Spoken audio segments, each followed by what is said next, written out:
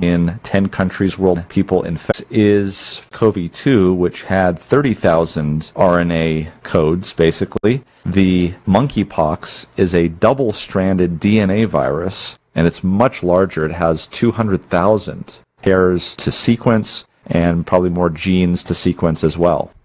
It's probably been, in fact, 1958 in the name monkeypox that we could see in the Democratic Republic of Congo in the 1970s. That's the Central African Republic. And as you can see here from this webpage, which we'll put a link in the description below, the Democratic Republic of Congo is where this was first discovered.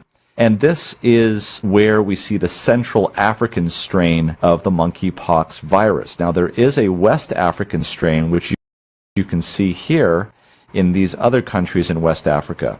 And that's important to understand because the death rate from infection from the Central African strain is 10%, whereas the West African strain is about 1 to 3%. And at least early on now, as we're looking at these viral infections in the UK, the United States, they seem to be related more to the West African strain.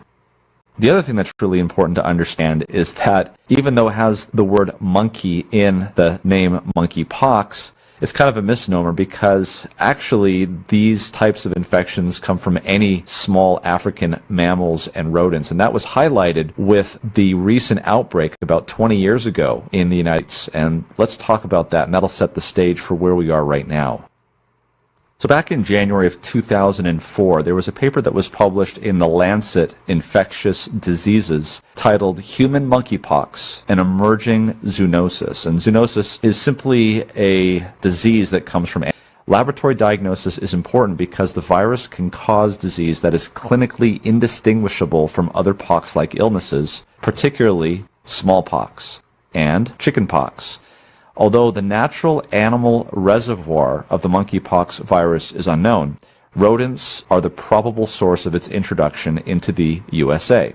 A clear understanding of the virulence and transmissibility of human monkeypox has been limited by inconsistencies in epidemiological investigations. Monkeypox is the most important orthopox virus infection in human beings since the eradication of smallpox in the 1970s. We'll pause there. Understand that the eradication of smallpox in the 1970s was mostly in part due to vaccines. And as you'll see later, it was those vaccines that also had an import in reduction of monkeypox. Let's go on. There's currently no proven treatment for human monkeypox, and questions about its potential as an agent of bioterrorism persist.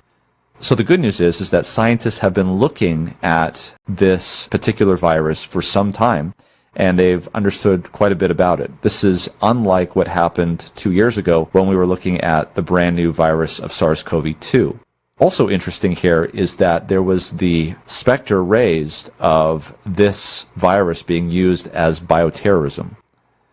So we'll get into the symptoms in a little bit, but I wanted to take you back to the year 2003 because it was this year that there was an outbreak in the United States of monkeypox. And this was because of animals that were transported from an endemic region of Central Africa that was transported and was brought into the United States and caused animal-to-human infections. And there was a study that was done looking at those, of the ones that had medical records. 34 of them were researched, and they were found in almost every case to have a rash that progressed to a raised lesion, that progressed to a pustular lesion, as we'll show some pictures of later. And that lasted and crusted over and took about 2 to 3 weeks for that to completely go away.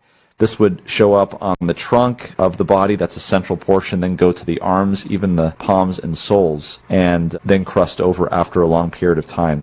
There was further investigation done during this time to see just how far this infection had gone.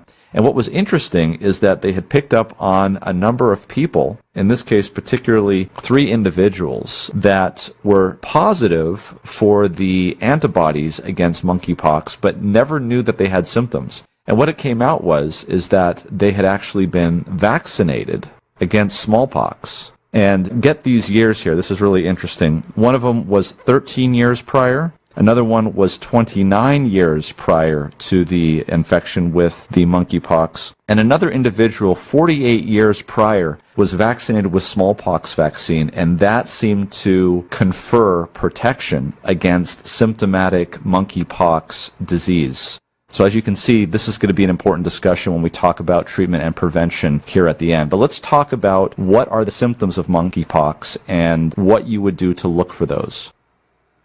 So when they looked at the outbreak in 2003 in the United States, they noticed that those that had the monkeypox virus had a rash 97% of the time, fever 85% of the time, chills 71% of the time, enlarged lymph nodes 71% of the time, headaches 65% of the time, and muscle aches 56% of the time. And here you can see what the progression of the skin lesions look like as posted here by the UK Health Security Agency. Early on, this is about a 3 millimeter diameter vesicle. It looks like it's fluid filled, it's raised. Here it turns into a small pustule, about 2 millimeters in diameter. You can see here this is an umbilicated, which means it looks like there's a umbilicus in the center of it. This is a pustule about 3 to 4 millimeters in diameter. Here it's ulcerated, where the actual lesion has gone down in the center. This is about 5 millimeters in diameter. Here we have some encrusting of a mature lesion. And then finally here, what we call a desquamative reaction, where the skin comes off the top and it's partially removed scab. So this is the type of lesions that we would see, and there would be multiple of these. Okay, let's talk about how this virus gets transmitted now. And classically, there are two ways that this can be transmitted. There is through humans and through animals. And of course, close contact, touching sores, especially if they're open, or even touching the clothes that the patient was wearing and picking it up from there. In terms of animals, it would be much of the same, so close contact, but also biting and scratching, or even eating the meat of those animals. And we're talking about small animals like rodents, prairie dogs, things of that nature. Now, in terms of incubation, that's another issue, and it may depend on the mode of transmission. For instance, it would be shorter incubation period if it was something like scratching or biting, and it's been said up to 9 days. So for biting and scratching, 9-day incubation period before you would start to actually see this. That's quite a long period of time. The touching, however, to 13, classically, the R0 in time in terms of transmission from coronavirus can be above 1 or 2. You should understand the transmission from human to human of monkeypox. And specifically, it's not like it would be with measles or even SARS-CoV-2, but for instance, if you are within 6 feet of somebody, you would have to be there for at least reliable transmission. This is classically what is being noticed. This is classically what is being observed. What's becoming infected is a population of men having sex with men. But that's not all. There was also a report of a sauna outbreak of monkeypox. Let's take a look at those reports at this point. To advise gay and bisexual men to be linked to a sauna. It says here that monkeypox cases in Spain have been linked to a super spreader event at an adult sauna in Madrid. Britain's monkeypox tally now stands at Enrique Ruiz Escudero, the region's cabinet minister for health of the community, said on Friday that health officials had traced many of Spain's 30 monkeypox cases to a single sauna in the capital. While in Belgium, 3 cases have been linked to a large-scale fetish festival in Antwerp, according to organizers. Also in the article, it reported that in the UK, a link was first drawn between gay men and monkeypox earlier in the week, with the UK Health Security Agency urging men who have sex with men to be alert for any new rashes or lesions on their body, including their genitalia. And you can see in the article here a nice picture of what these pustules look like and what cells infected with the virus look like as well. Okay, let's talk about treatment. So generally speaking, the treatment for monkeypox is really supportive care. That means if there's nausea and vomiting, you make